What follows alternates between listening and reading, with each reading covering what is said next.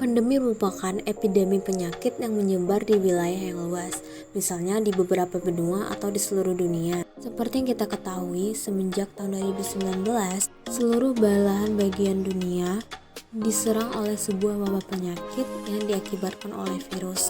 Nah, virus ini disebut dengan virus corona. Virus corona merupakan sebuah virus yang menyerang saluran pernafasan manusia, di mana ditandai dengan gejala flu, batuk, sesak nafas, demam, dan masih banyak lagi gejala yang lainnya. Oleh karena penyebaran virus yang begitu cepat dan meluas, pemerintah membuat atau melakukan sebuah kebijakan yang disebut dengan pemberlakuan pembatasan kegiatan masyarakat atau PPKM. Kebijakan ini memberikan batasan kepada masyarakat dalam beraktivitas, di antaranya kerja yang dilakukan di rumah atau dikenal dengan istilah work from home. Dan para pedagang diberi batasan untuk izin berjualan, yaitu boleh membuka toko atau jualan sesuai dengan waktu yang telah ditentukan oleh pemerintah. Selanjutnya, pada dunia pendidikan, segala kegiatan pembelajaran juga dilaksanakan secara daring atau tidak dengan cara tatap muka secara langsung. Artinya, siswa dan guru melakukan kegiatan pembelajaran dari rumah masing-masing dengan memanfaatkan fasilitas yang dapat mendukung kegiatan pembelajaran, seperti aplikasi Zoom, Google Classroom, Google Meet, WhatsApp, dan masih banyak yang lainnya. Karena pembelajaran ini merupakan salah satu strategi pembelajaran dilakukan pertama kali di Indonesia, maka terdapat beberapa tantangan yang dihadapi oleh guru, siswa, orang tua, ataupun pemerintah.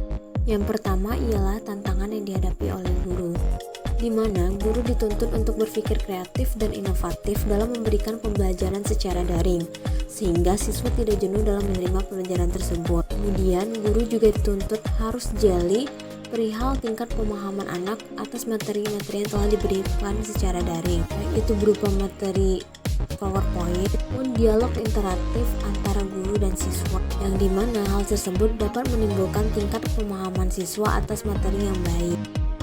Selanjutnya ialah tantangan yang dihadapi oleh siswa, di mana siswa dituntut untuk selalu mengikuti daring dan menyelesaikan tugas-tugas yang diberikan dalam pembelajaran tersebut secara tuntas. Siswa harus belajar secara virtual, di mana dialog interaktif antara guru dan siswa tidak semudah kalau secara tatap muka, dan tingkat pemahaman anak atas materi pun juga berbeda-beda. Banyak yang tingkat pemahaman kurang karena ketidaksungguhan dalam proses pembelajaran dan tidak adanya orang tua yang melakukan pendampingan. Di samping itu, fasilitas anak yang dimiliki juga berbeda-beda, seperti jenis handphone, laptop, provider yang digunakan, dan jumlah kuota yang dimiliki. Tantangan berikutnya ialah tantangan yang dihadapi oleh orang tua, di mana di saat pembelajaran daring ini, peran orang tua sangat dibutuhkan oleh siswa, terutama pada siswa tingkat SD. Sebab, orang tua dituntut untuk dapat menjelaskan apa yang dijelaskan oleh pengajar dan dapat membantu mengerjakan tugas pekerjaan rumah anak-anak. Tantangan berikutnya ialah tantangan yang dihadapi pemerintah. Peran pemerintah sangat penting dalam memberikan kualitas pendidikan kepada anak bangsa, karena pendidikan adalah kunci dari keberhasilan sumber daya manusia di suatu negara. Peran pemerintah di sini ialah bagaimana dapat memberikan handphone atau laptop kepada anak-anak yang orang tuanya kurang mampu, memberikan kuota kepada anak-anak sekolah, dan memberikan dana lebih untuk kebutuhan pokok sehari-hari atas keluarga yang kurang mampu akibat dirumahkan dan pemutusan hubungan kerja. Tentunya, dalam memberikan dana tersebut, pemerintah haruslah selektif, agar dana-dana tersebut dapat tepat sasaran dan efektif sampai kepada yang memang benar-benar memerlukan. Selanjutnya, pandemi ini dapat menimbulkan dampak positif dan negatif bagi siswa. Dampak negatifnya ialah ancaman putus sekolah karena anak terpaksa bekerja untuk membantu keuangan keluarga di tengah krisis pandemi COVID-19. Kemudian, kendala tumbuh kembang kesenjangan capaian belajar. Hal ini terjadi karena perbedaan akses dan kualitas selama pembelajaran jarak jauh. Dan dampak negatif lainnya ialah tekanan yang membuat anak menjadi stres.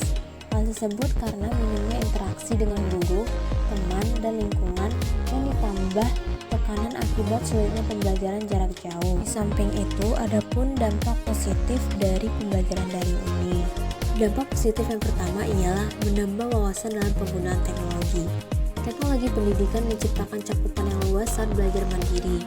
Dampak yang dirasakan akibat pandemi ini juga membuat pendidikan di Indonesia mulai bereksperimen dengan menciptakan berbagai teknologi pendidikan yang dapat menunjang pembelajaran serta turut aktif mengikuti revolusi industri 4.0.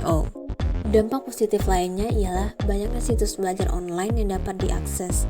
Percepatan transformasi teknologi pendidikan karena pandemi ini membuat berbagai platform meluncurkan berbagai aplikasi belajar online guna mendukung PJJ. Banyak munculnya aplikasi belajar online membuat belajar dari rumah tetap dapat dilakukan dengan efektif.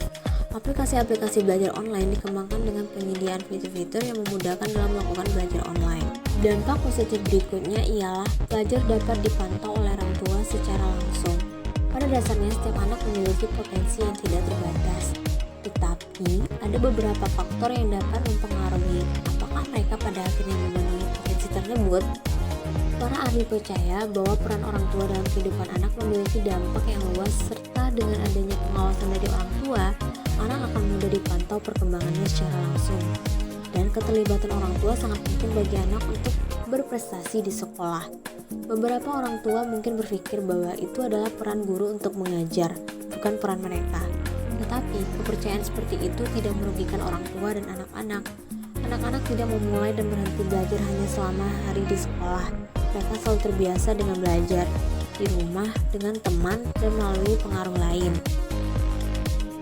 Harapannya adalah agar siswa, guru, orang tua maupun pemerintah dapat beradaptasi dengan cepat, sehingga pembelajaran juga dapat dilakukan dengan maksimal. Kemudian antara guru, siswa, orang tua maupun pemerintah harus bekerja sama agar pembelajaran daring ini tidak merugikan ataupun menyulitkan baik itu bagi siswa, guru, orang tua ataupun pemerintah itu sendiri.